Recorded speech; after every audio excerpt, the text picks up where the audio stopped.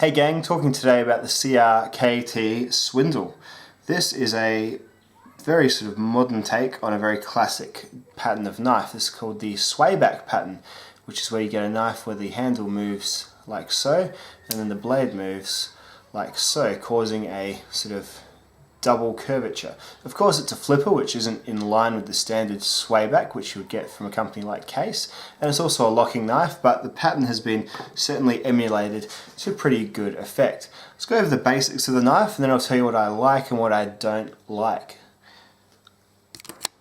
So you've got a blade with an overall length when it's open, providing you have a factory original. Mine has been slightly modified, of 7.5 inches. The closed length is 4.25 inches. The blade has a length, before it has been modified, and I'll get to that, of 3.2 inches. Thickness 0.12. Steel is 8CR14 MOV, which is a middling to low quality stainless steel, which is common in knives of about this price point. The handle is stainless steel and the locking mechanism is a frame lock, which comes across there, a stainless steel frame lock. The total weight of the knife is 3.3 ounces, so definitely in the realm of that EDC-able weight. The pocket clip is a rearward sort of spine-based pocket clip, which is very interesting and I will talk about later. Obviously flipper opening on CRKT's IKBS system, which is endorsed like so on the blade tang. If the camera will focus, that would be great. There we go, just that mark there. Designed by Ken Ungin, who is a designer who often designs really organic shaped knives, and this one is still quite ergonomic and organic, I suppose, but much simpler than some of his others. So these are the basic facts. There is a separate version of this which has 13C27 stainless steel as the blade, and a fluted handle which has sort of lines across it going like that, sort of to differentiate the two, and that one is a slightly higher cost because the steel is slightly better, perhaps more on par with, say, VG10 or something similar. So what I like about the knife, two things I love about this knife. I love how it looks. It is really clean looking. I love that lock bar, how they've kept it really smooth. They've done the inset spring point here on the inside, just keeping it really nice and organic and flowing. Really smooth design, looks really, really good and sharp. And on the other side you've got two display sides because of their clip. You've just got a nice smooth steel surface. It's just sort of a DLC type coating on this handle here. It does rub off if you I notice there's a little bit of wear just there. It does rub off, but no, not a problem at all. Really, really good looking knife. And I love when they do these sort of traditional looking knives. Reminds me a little bit of the Boca Urban Trapper here, which is like a trapper style knife and blade, obviously with a few modern features, but I really, really like these modern iterations of classic folding knife patterns. Really, really cool. So that's one thing I really like, and another thing I really like is the smoothness. IKBS is something else. It's definitely the smoothest knife I've got to open. It's almost impossible not to open it to full lock open with even the most light movement on this flipper tab. It just flies out. It's got a perfect mix of detent, smooth ball bearings, and just the right weighted blade to really, really fly out super well. So ridiculously fun knife to play with, and yeah, very, very sort of impressively built, you must say. Definitely a well-made knife. The materials for the price I think are fair as well, so that's another pretty good thing. 8CR14, yeah, you wouldn't want to be paying over, say, 70 Australian dollars for it, but you can obtain this for $50 from Outfitter Country, the eBay seller, as long as you're happy to wait a couple of weeks for postage, or you can get it in Australia for about sort of 70 to 80 Australian dollars, which probably getting a bit much for what you're getting in terms of material cost.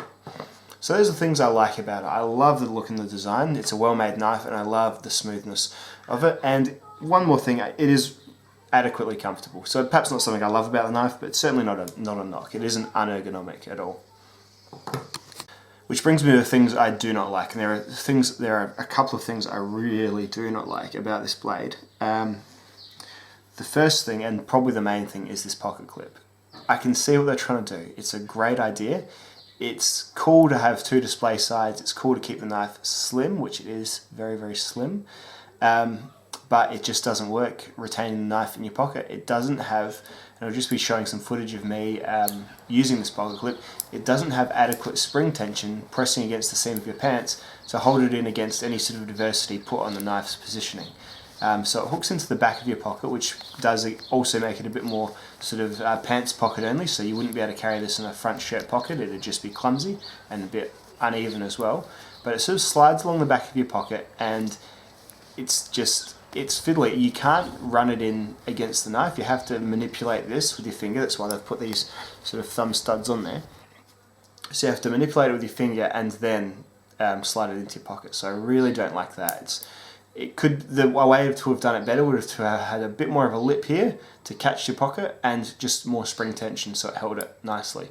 Doesn't quite do enough of anything. The other thing I really don't like about this knife is when it is opened, there isn't a great deal of grab to close it to reach that liner. They've put some little jimps there just to sort of obviously show that that's where you grab it, but you have to really sort of, so right now I'm sort of just, it's hard to show you on this camera, I'm sort of just, you can see it's pretty much, it's completely even, so you just kind of push your thumb in between the two bits of metal and just wedge across, which, hey, I know it could be worse, it's a very first world problem, but it's just not particularly well done, and a small cutout wouldn't have removed too much in terms of appearance and would have added a lot for practicality. So you do end up playing with this knife all day with a little bit of a discomfort on your thumb. And you know what? Yeah, maybe we're not supposed to play with our knives all day, but when you make a knife with an opening system this good, they should know that you're going to want to open and close it a lot, and they should have made closing it a bit more of a enjoyable process, as enjoyable as opening it perhaps.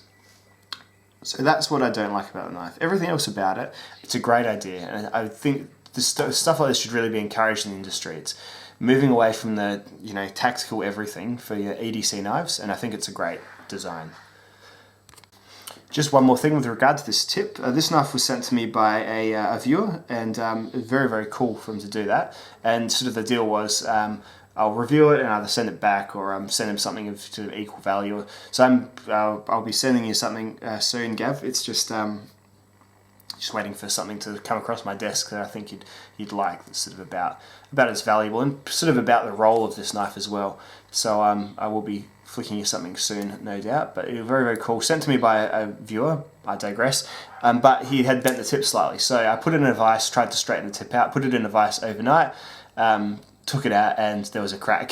So it had started to bend it and started to right it, but obviously the steel couldn't quite take it, and so I had the tip had failed, so I just had to take the tip off completely. So I lost about probably that much on the end, straightened up the rest of the stock with the vise, which worked well, and then just used the grinder on the work sharp to put an edge on it. And this is a good edge. It's a little bit rough looking. I probably could do with a bit of neatening, which I will do. And yeah, it's definitely sharp, and it's sharp all the way to the tip. It just doesn't look super flash. The real knife, and I'll run a picture of it, has a bit more of a delicate looking tip, obviously. So that's just an aside there. But overall, for 50 bucks, if this knife does it for you in terms of looks, definitely a good gentleman's option. You could just forget it has a clip and just carry it deep in the pocket. It's light enough, it's thin enough. The blade steel is adequate enough for it to be an everyday user knife, without a doubt. Just a few things stop it for me to being a excellent or even an above average knife, in my opinion. So for $50, you can get really good stuff from CRKT, and this is definitely up there with the offerings in its price point. You're never going to get a perfect knife for 50 bucks. The closest you're going to get is either inventive like this with some faults, or just really, really just average, like say a Rat 2 or something, which is just generic. So me, I think, hey, go for it. Use your 50 bucks. Experiment with something a bit different, a bit cool like this, and you might take home something that you really, really enjoy. Thanks for watching, dudes. I'll see you in the next video.